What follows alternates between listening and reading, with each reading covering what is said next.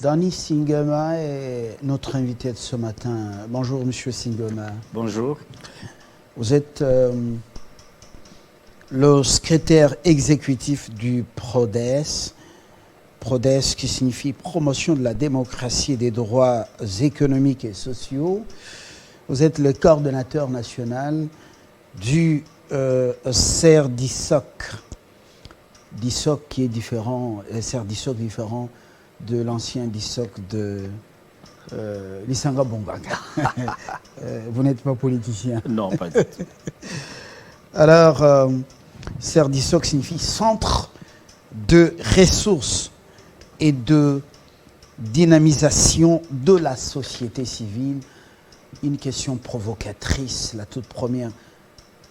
Monsieur Singoma, vous avez vu ce qui s'est passé en France? Un jeune d'origine africaine abattu, Naël, une mobilisation sans précédent de la police, 45 000 policiers et gendarmes avec des blindés déployés, une brutalité indescriptible, des femmes brutalisées, torturées. Vous avez vu le traitement infligé et aux femmes et par moments des blanches. Vous avez vu ça? Apparemment, la société civile congolaise s'est tue. C'est parce que les maîtres violent les droits, ceux qui financent vos ONG, il ne faut pas les attaquer? Bon, c'est taire comment? C'est ça la grande question. Vous n'avez pas publié des communiqués, à part Akage qui a tuté, l'usage excessif de la force, démesuré. Tout le monde s'est tué là. Mais si Akage parle, je pense que nous tous nous retrouvons derrière Akage. C'est un des nôtres, et quand il parle, je pense qu'il reflète un peu la vie de tout le monde. Et la France, ce n'est pas... Il n'y a pas un pays modèle. La démocratie est universelle. Les droits de l'homme sont aussi universels. Donc, il n'y a personne qui peut se prévaloir être le maître des droits de l'homme. Nous tous, nous nous fions à cette déclaration universelle des droits de l'homme, aux mêmes pratiques prescrites par les droits de l'homme. Et quand ça ne marche pas quelque part, ça nécessite d'être dénoncé. Donc, nous ne devons pas prendre la France pour un modèle, ni les États-Unis, ni tout autre pays. Donc, nous tous, nous sommes des habitants de la Terre et nous devons nous conformer aux exigences et aux prescrits des droits de l'homme. Parce que souvent, quand ça se passe chez nous, en Afrique, les communiqués pleuvent, les déclarations d'indignation, avec des injonctions soutenues par des ONG internationales et locales. Non, ça dépend des canaux par lesquels... On en fait une sorte de chou gras. Ça dépend des canaux par lesquels passe l'information, mais il ne faut pas oublier que ce n'est pas simplement une fois, mais je pense plus de 2 fois, le Comité des droits de l'homme des Nations Unies a déjà interpellé la France sur ces pratiques excessives de force par la police. Ce n'est pas la première fois. Donc, quand la Commission des droits de l'homme des Nations Unies tient ses sessions, elle épingle les États. La France ne peut pas se classer parmi les premiers États à respecter les droits de l'homme. Donc, lors de la revue des droits de l'homme par le Conseil des droits de l'homme des Nations Unies, la France est épinglée et a déjà été épinglée. Je pense qu'elle sera encore épinglée. Nous en venons aux élections. Le processus en marche, au-delà de quelques défis qu'il faut relever, au niveau de votre structure de la société civile,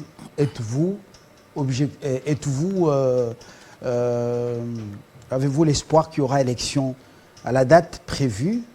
Comment trouvez-vous le processus? Vous êtes devenu moins bavard, et pourtant on vous connaît...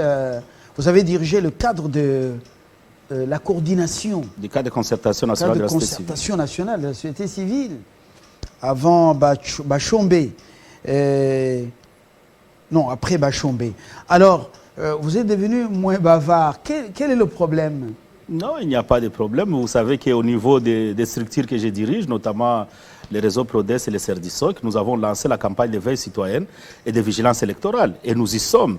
Nous travaillons en profondeur pour d'abord renforcer les capacités de nos militants, de nos animateurs à pouvoir bien maîtriser les contextes et à savoir y réagir. Et nous le faisons. Aujourd'hui, nous sommes heureux de voir que au niveau de la société civile, il y a eu plusieurs activités qui se sont faites vraiment au niveau de la base sans beaucoup crier gare. Et ce sont des activités souvent qui ne sont pas financées par l'extérieur ou autre chose, mais ce sont vraiment des activités portées par des jeunes au niveau des quartiers. Vous avez vu ce qui s'est passé au niveau je pense, de Boboto, avec un mouvement, le Congo que nous voulons. Il y a beaucoup de mouvements comme ça de la société civile. Ce n'est pas nécessairement crier que les élections n'auront pas lieu qui importe, mais c'est de préparer effectivement la population à toute éventualité, qu'il y ait élection, qu'il n'y ait pas, mais que les jeunes, les femmes et tout le monde soient prêts à pouvoir agir. Nous, ce que nous cherchons d'abord, c'est de dire que tout le monde soit mobilisé pour les élections. Si les élections se tiennent, il faut que ces jours des élections, l'ensemble de la population puisse être au bureau de vote, attendre jusqu'à l'affichage final des résultats des élections. Donc nous sommes dans cette perspective. Aujourd'hui, bon, les élections vont en dents de scie. Il y a tous les méandres électoraux que nous connaissons, mais nous pensons que pour nous, la population doit se préparer à toute éventualité. Qui est ou pas élection, nous sommes prêts. Comment trouvez-vous les revendications de l'opposition? Revoir la composition de la plus haute juridiction, la Cour constitutionnelle, parce qu'en dernier ressort, c'est elle qui publiera les résultats définitifs, de la présidentielle. Et puis, la recomposition du bureau de la CENI, le sujet revient. Et ensuite, le fichier électoral lui-même. Certains disent corrompu, d'autres disent ils ont trouvé un Kadima, un serviteur, un bon serviteur, un homme de confiance, un travailleur. Le FCC n'est pas partant, avec principalement son parti phare, le PPRD, par rapport à toutes ces revendications. Quelle est la lecture personnelle de votre société civile? Bon, notre société civile, c'est la même société civile que toutes les autres. Je parle de deux structures. Oui. Il y a Prodes et il y a également Cerdisoc. Ok. Bon, je pense d'abord que la Commission électorale nationale indépendante est une commission indépendante, comme on l'appelle, et qu'elle est là, elle a été mise pour préparer les élections et elle est garante de la bonne tenue des élections et aussi responsable de tout ce qui peut arriver dans la préparation des élections. Donc, elle doit assumer ses responsabilités jusqu'au bout. Et la commission électorale ne doit pas fermer les oreilles quand elle est appelée. D'abord, nous, au niveau de la société civile, nous avons toujours revendiqué les cas de concertation entre, et je pense que ici, sur votre plateau, nous l'avons évoqué encore plusieurs fois, un véritable cas de concertation entre la société civile et la commission et la CENI. Mais ce cas de concertation n'est qu'un cas de concertation comme ça qui arrive quand le président de la CENI le veut ou pas et ne remplit pas vraiment la fonction. Malou avait fait de ce cas de concertation une véritable tribune. C'était l'aubaine pour Malou Malou et la CI et CENI pour communiquer avec les forces en présence. Vous vous souvenez, à un moment donné, Ngoyi Mulunda, c'était la même chose. Voilà. Oui, oui. Donc, on le sait. Bon, le président Kadima essaie de faire de son mieux pour au moins réaliser la forme de ce qui peut être appelé cas de concertation. Il y a des réunions qui se tiennent, mais nous avions voulu que ce soit vraiment un cadre permanent, d'autant plus que nous avons aussi vraiment des personnalités qui viennent de la société civile, qui sont à la CENI et qui devaient peser de leur force pour que ces cas de concertation... Ils sont à la plénière. Oui, ils sont à la plénière. Ils devaient peser pour que ces cas de concertation soient permanents. Mais qu'à cela ne tienne, les revendications de la population doivent être prises en compte à leur juste valeur. Je pense que... Je parle d'abord de l'opposition. Oui, oui, les revendications de l'opposition. Ça veut dire l'opposition remarque. Et il est bien dit que qui veut aller loin ménage sa monture. Oui. Et il n'est pas dit aussi qu'avec une bonne ou mauvaise monture, on ne peut pas arriver. Ça veut dire qu'on peut arriver, mais on ne sait pas. Les dangers qui nous guettent lors de cette marche vers les élections sont déjà attirent l'attention des opposants qui voient qu'il y a un danger. Est-ce que vraiment c'est le momentum avec les mois, le temps qui nous reste ou qui reste à la CENI de pouvoir nous amener à ces élections? Est-ce que cette opposition est dans le réalisme? Au-delà de ce qu'on appelle, excusez-moi, fichier électoral, au-delà justement de ce qui les réclame, l'audit du fichier électoral, l'audit externe, est-ce qu'ils sont réalistes, ces opposants, avec l'affaire, le dossier Cour constitutionnelle, dossier bureau de la CENI? Bon, c'est eux, hein. Je pense que ce sont des hommes intelligents. Et ils savent ce qu'ils veulent et ils savent pourquoi ils ont demandé cela. Et moi, je ne suis pas... L'opposition, c'est l'opposition. Nous sommes la société civile. Oui, vous êtes de la société civile, les revendications, mais vous prononcez sur... Oui, les revendications de l'opposition sont légitimes en ce qu'elles sont opposition. L'opposition a rencontré le président de la CENI et je salue cet acte citoyen et vraiment républicain des opposants qui ont accepté ce dialogue avec le président de la CENI. Et j'espère qu'ils ont trouvé un terrain d'entente quelconque. Donc pour nous, ce qui nous intéresse, c'est que la CENI, au-delà des revendications de l'opposition ou en tenant compte des revendications de l'opposition, puisse nous rassurer que nous allons réellement vers de bonnes élections et que la CENI soit responsable de tout ce qui pourra arriver si les élections ne sont pas bonnes. Donc jusque-là, nous prêtons un bénéfice de doute à la CENI en ce qu'elle dit et que les élections vont se tenir. Mais nous restons vigilants en tant que citoyens pour que de bonnes élections puissent se tenir, les meilleurs résultats puissent sortir et que tout le monde soit convaincu. La composition de la Cour constitutionnelle ou du ministère de la Justice ou autre chose existe, les opposants voient ce qu'ils voient, nous, de la société civile, nous voyons ce que nous voyons, mais l'essentiel pour nous, c'est que nous puissions arriver à la bonne tenue des élections. Dans un climat de méfiance et d'incertitude tel que planté par certains, avec des discours dans les médias, avec discours de pyromanie, est-ce qu'il appartenait à M. Kadima, dans ce cadre des concertations, dans le cadre de réunions des concertations avec les forces en présence, de commencer à se plaindre et dire à ceux qui ont plusieurs revendications et qui lui tarabustent des choses, oui, on ne m'a pas donné de l'argent, je n'ai pas de moyens pour organiser les élections. Est-ce qu'il lui appartient de le dire? Oui, Kadima, ce n'est pas la première fois qu'il le dit. Et nous, en tant que société civile, nous avons soutenu qu'il faut que des moyens soient donnés à la CENI. La CENI est là pour réaliser sa mission. La seule chose que la CENI attend, c'est l'argent. Dernièrement, il y a eu beaucoup de discussions sur la justification des moyens.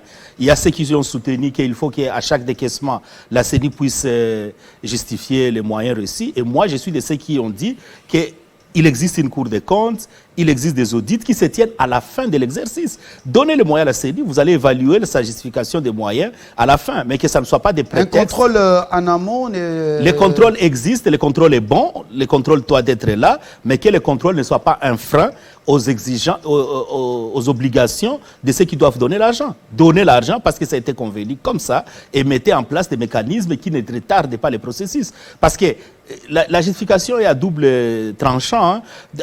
D'un côté, on peut dire oui, ils n'ont pas justifié à temps, nous bloquons. De notre côté, ils peuvent justifier à temps et vous mettez aussi les retards pour confirmer la justification et nous avons du retard. Donc tout ce qui compte maintenant, c'est de donner les moyens à la CENI. Pourquoi on ne fait pas l'audit du gouvernement quand on lui accorde les moyens?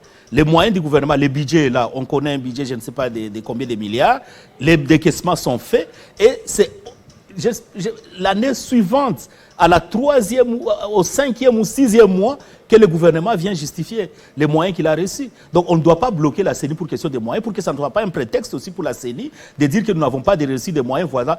Mettez la CENI devant ses responsabilités, donnez-lui tous les moyens, qu'il n'ait pas de faux fuyants et qu'il nous organise les élections en bonne et due forme au moment voulu dans les délais constitutionnels. Et si la CENI voit qu'elle n'est pas à mesure d'organiser les élections à la date convenue, qu'elle nous dise déjà maintenant qu'il ne sera pas possible que des moyens autres soient mis en œuvre. Mais il n'appartient pas à la CENI de changer la Cour constitutionnelle, il n'appartient pas à la CENI de changer le gouvernement, mais ce sont des revendications de l'opposition qui permettent quand même de nous dire voici les dangers se trouvent d'un côté qui peuvent nous amener à ceci et que nous soyons rassurés. Donc je pense que les enchères de l'opposition sont aussi pour recevoir des véritables informations et aussi des apaisements de toutes parts. Chat échaudé craint même l'eau froide, dit-on. L'exécutif n'a-t-il pas raison par rapport à l'expérience de ceux qui ont dirigé la CENI dans les temps passés, leur santé financière, ou le comportement ou le mouvement de leurs comptes ici et ailleurs, est-ce que l'exécutif n'a-t-il pas raison? L'exécutif peut avoir raison, comme je l'ai dit, mais doit mettre les moyens en amont. Ce n'est pas en cours d'exercice qu'il viendra dire à la CENI et que voici les contraintes pour le décaissement des fonds. D'autant plus qu'il doit avoir confiance à la CENI, car c'est la CENI qui a produit le régime que nous avons. Donc nous ne voyons pas vraiment les mal à pouvoir donner l'argent à la CENI quand elle en a besoin. Et que pour nous, l'argent ne soit pas un prétexte pour ne pas organiser les élections. Parce que ça peut être fait aussi à dessein pour dire, OK, on vous bloque pour ne pas avoir les moyens. Comme ça, vous direz, vous n'avez pas de moyens et vous n'organisez pas les élections. Vous êtes la société de la société civile plurielle. La méga société civile. Ouais. Certains analystes avertis, lucides, disent que le danger contre ce pays par ces élections viendrait de religions. Les deux, il faut les citer, catholiques et protestants. Nous nous regardons dans les yeux. Quelle est votre lecture personnelle, votre réaction? Bon, personnellement, je n'aime pas les débats sur les religions, mais je les prends en tant qu'institution. Parce que moi, non, je suis... ils font partie de votre société civile. Oui, mais en même temps, je suis président de la Maison de la Laïcité. Donc... Composante, comment on dit? Composante... confession religieuse. Confession religieuse. Oui. Je pense que les confessions religieuses sont une partie importante de la société civile, comme vous le dites, et qu'elles ont droit aussi de s'exprimer. Tout le monde est important. Elles sont aussi une composante importante. Pourquoi tout le monde est important. Tout le monde est important, mais il y a des composantes qui sont importantes. Vous êtes moins important. Tout le monde est important. Oui. Mais la relativité existe. Moi, je dis que les composantes, que ce soit Église catholique, que ce soit protestante, sont importantes, mais il ne faut pas les prendre simplement par leur degré numérique pour dire qu'ils vont nuire aux élections. Le problème, c'est qu'aujourd'hui, on sait l'influence que peut avoir l'Église catholique ou l'Église protestante et que cette influence peut être nuisible pour les personnes qui sont au pouvoir, pour dire un mot d'ordre peut être néfaste à nous ou pas. Mais il faut tirer l'avantage de cette prise de position. Est-ce qu'un mot d'ordre, c'est honnête? Quoi ça? Une église qui donne un mot d'ordre, est-ce que c'est honnête? Mais vous avez dit que c'est une composante de la société civile. Donc je pose la question. Toute composante peut donner son mot d'ordre. Une église du Seigneur qui donne un mot d'ordre, est-ce que c'est honnête? Dieu est-il d'accord avec ce mercenaire? C'est pour cela que j'ai dit, je n'amène pas les débats de la religion, parce que moi je suis président de la Maison de la Laïcité. Oui. Et je veux qu'on sépare la sphère politique et de la sphère religieuse. Mais ça n'empêche pas qu'on réfléchisse à haute voix. Mais j'ai dit simplement que l'Église peut donner son mot d'ordre, c'est son droit. Peut donner son mot d'ordre, c'est son droit. Mais moi, ce que je suis en train de dire, c'est le fait que le pouvoir devait tirer profit des revendications ou des prises de position de ces composantes importantes de notre société. Tirer profit pourquoi? Pour dire, ah, si ces gens disent ceci, c'est qu'il y a quelque chose qui ne marche pas. Essayons de voir et corriger ce qui ne marche pas pour aller droit. Mais dire directement que parce qu'ils ont interpellé, qu'ils sont devenus mauvais, ça, c'est une autre façon de voir. Donc, je ne peux pas prendre position pour l'Église, parce que je ne suis pas de la composante Église, mais simplement, je trouve que c'est une composante de la société civile qui attire l'attention sur le fait que les conditions sociales de la population ne sont pas bonnes, ainsi de suite. S'il y a aussi des positions personnelles qui sont, disons, dénoncées, ça, c'est autre chose. S'il y a des positions personnelles, je pense que chaque personne aussi, chaque individu a droit de se prononcer sur la vie politique de son pays. Justement. Composante, confession religieuse. Être du côté des pauvres ou des faibles, c'est une bonne chose. Parler au nom de la population, une très bonne chose. La démarche est noble. Ouais. Mais lorsque on n'est plus cette case au milieu du village, lorsque on a déjà affiché des couleurs pour tel ou tel, est-ce que c'est responsable? Est-ce que ces composantes sont des composantes crédibles. C'est une composante crédible. Une composante, je ne sais pas quel est les critères de crédibilité ou pas, mais pour moi, je trouve que chaque composante a droit de s'exprimer sur ce qui marche ou ce qui ne marche pas. Nous ne sommes pas au niveau de la défense des intérêts du peuple. Ouais. Nous sommes déjà ici dans le contexte comment... préélectoral avec des composantes qui s'affichent. Oui, mais comment séparer derrière séparer candidat. Notre action en tant que société civile est une action politique. Elle n'est pas une action politicienne, mais elle est une action politique. Nous suivons la vie et la marche de l'État et nous avons le droit de nous prononcer quand ça marche et quand ça ne marche pas. On ne peut pas nous juger. Quand je dois prendre une position quelconque pour condamner un fait d'un politique... Nous ne sommes plus au niveau des condamnations. Oui. Je dis nous sommes dans un contexte préélectoral. Ouais. Vous alignez, il faut qu'on y aille. Oui. Clairement, oui. laisser cesser oui. et c'est un penchant vers un protestant de l'hôpital Panzi. Les catholiques se rapprochent plus de potentiels candidats de Kachobwe. Ce n'est pas un secret, monsieur Singoma. Alors, est-ce que c'est crédible? Personnellement, je n'ai pas vu une note, une circulaire de l'Église protestante. Vous cherchez la circulaire? Oui, qui dit que nous soutenons Dr Mukwege. Et je n'ai pas vu une circulaire de l'Église catholique. Apparemment, vous êtes en dehors du pays pendant non, je n'ai pas vu cette circulaire. Ouais. Mais si il y a des procès d'intention, si par les actes et les propos de quelqu'un, on juge qu'il est proche de tel ou de tel, c'est une autre chose. Et moi, je n'entre pas dans ces débats-là. Mais simplement, si aussi ces personnes sont allés chercher l'appui d'un côté et qu'ils ont trouvé une porte ouverte et que cet appui est jugé les soutenir, c'est leur droit. Donc moi, je ne trouve pas de problème à ce moment-ci pour dire que l'Église catholique ou l'Église protestante sont pour tel ou pour tel, ça c'est leur problème, parce que aussi on sait toujours que la subjectivité existe. Il y a des moments où, à un certain moment, on vous juge simplement parce que vous avez salué quelqu'un, parce que vous avez dîné avec quelqu'un et que cette personne est jugée, je ne sais pas, hostile à une autre personne et on vous juge d'être des mèches avec elle. C'est pour cela que parfois, nous, les acteurs de la société civile, nous essayons de jouer la neutralité la plus possible. Or, la neutralité ne devait pas être notre fort. Nous devons avoir la neutralité, est-ce que ce n'est pas une lâcheté?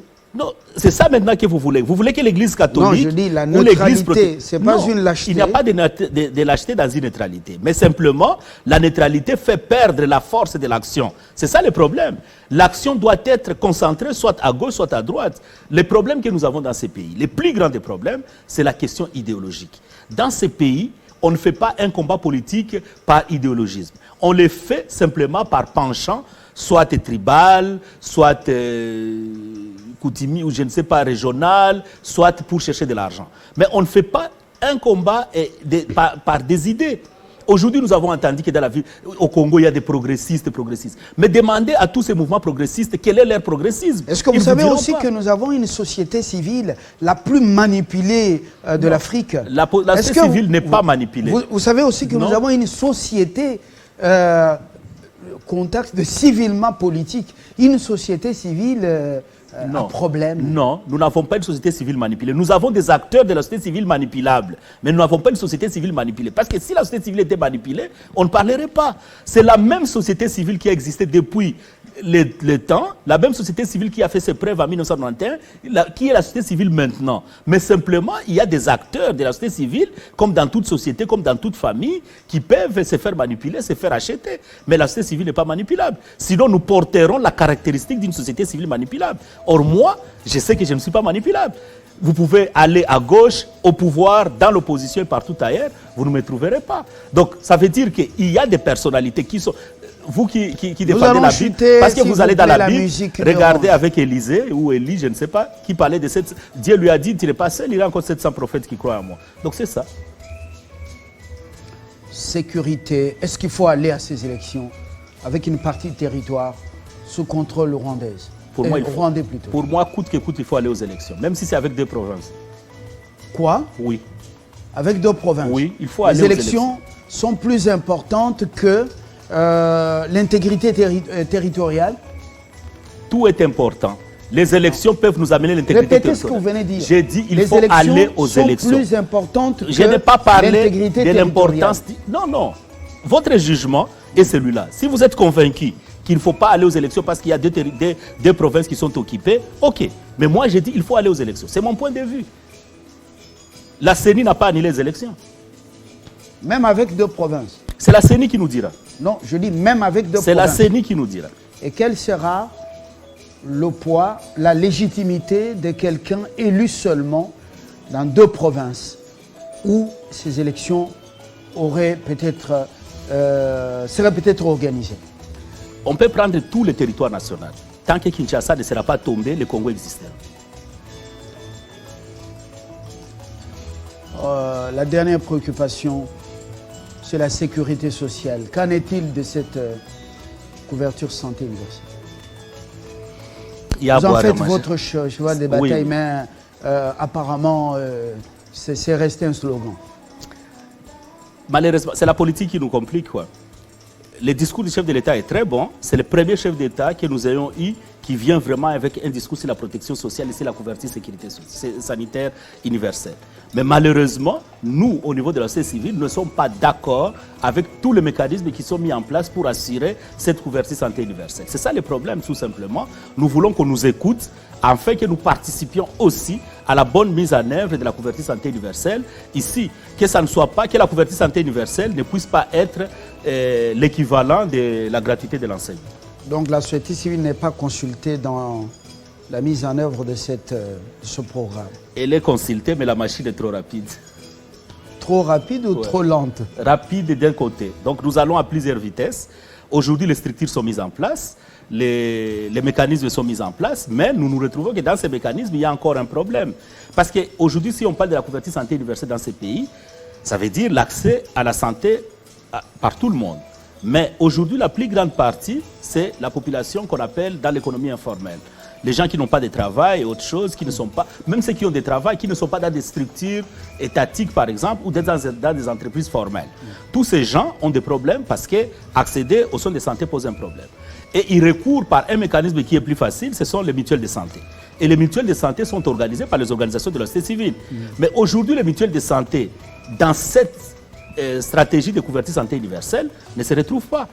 Aujourd'hui, le gouvernement a mis en place des structures qui permettent à ce que tout le monde puisse accéder aux soins de santé par des institutions qui seront contractées par l'État. Or, nous connaissons nous-mêmes les réalités, par exemple, de la gratuité de l'enseignement. Il ne faut pas que la même chose se répète dans la couverture santé universelle. Ce que nous voulons, ce sont des garde-fous, que les mutuelles de santé puissent véritablement jouer leur rôle, que l'État considère que les mutuelles de santé sont une composante importante, qui n'est pas simplement pour collecter les fonds, mais qui est aussi pour gérer la relation avec les structures sanitaires et qui doit recevoir les moyens de l'État afin de mobiliser les gens pour adhérer aux mutuelles de santé, mais aussi de suivre effectivement la qualité des soins qui seront donnés aux populations. Danny Singema, nous vous aurons dans un format élargi avec confrères pour pouvoir approfondir le dossier ou le sujet de la couverture santé universelle. Pour ce matin, je vous remercie. Je rappelle que vous êtes le secrétaire exécutif du PRODES, Promotion de la démocratie, des droits économiques et sociaux. Vous êtes le coordonnateur national de CERDISOC, qui est un centre des ressources et de dynamisation de la société civile. Et c'est par ici que nous jetons l'encre, du moins pour ce grand live matinal. Et vous remercions de nous avoir suivis avec beaucoup d'intérêt. Depuis 7 heures, heure de Kinshasa, excellente journée et excellente suite de la semaine.